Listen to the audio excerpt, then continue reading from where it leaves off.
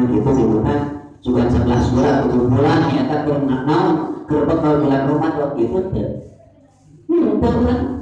angke Gusti abdi teh sugan teh dina sasi Ramadan teh teh anu dirukin Gusti sangkan abdi ibadah we anu sabulan campur ibadah beurang na jeung pentingna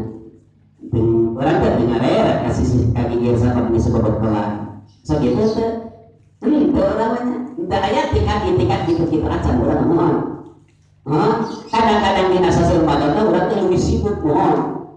dan sekali dalam anu kuat akibatnya itu bisa menggunakan anu sabistina artinya untuk make aturan waktuna kadang-kadang tadi kuat jadi berdua batal puasa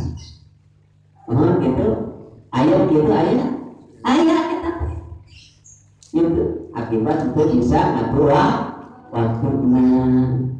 gitu kan deh udah